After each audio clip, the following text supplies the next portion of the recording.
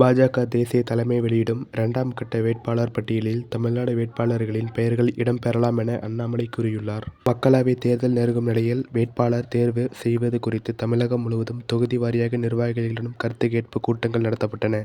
தென் சென்னை தொகுதியில் மத்திய இணை அமைச்சர் எல்முருகன் தலைமையில் கருத்து கேட்பு கூட்டம் நடைபெற்றது.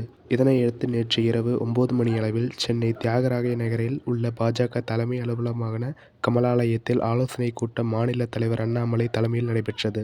இந்நிலையில் இந்த பட்டியலை எடுத்துக் கொண்டு மாநில தலைவர் அண்ணாமலை, மத்திய அமைச்சர் எல்முருகன், மூத்த தலைவர்கள் எச். ராஜா, பொன் ராதாகிருஷ்ணன், தமிழக பாஜக சட்டமன்ற குழு தலைவர் நயினார் நாகேந்திரன் உள்ளிட்டோர் இன்று டெல்லி செல்கின்றனர். இந்நிலையில் தமிழக பாஜக மாநில தலைவர் அண்ணாமலை சென்னையில் செய்தியாளர்களுக்கு பேட்டியளிக்கையில், கட்சியின் மூத்த உறுப்பினர்கள் அனைவரும் இன்று டெல்லி செல்கிறோம்.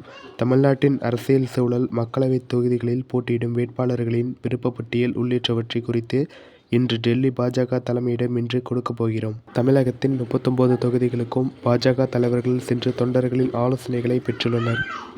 தமிழகத்தில் அதிகளவில் பெண் வேட்பாளர்களின் பெயர்கள் பரிந்துரை பட்டியலில் இடம்பெற்றுள்ளது. வேட்பாளர்களின் பெயர்கள், தொகுதிகளின் உள்ளிட்டவற்றை தேசிய தலைமை முடிவு செய்யும்.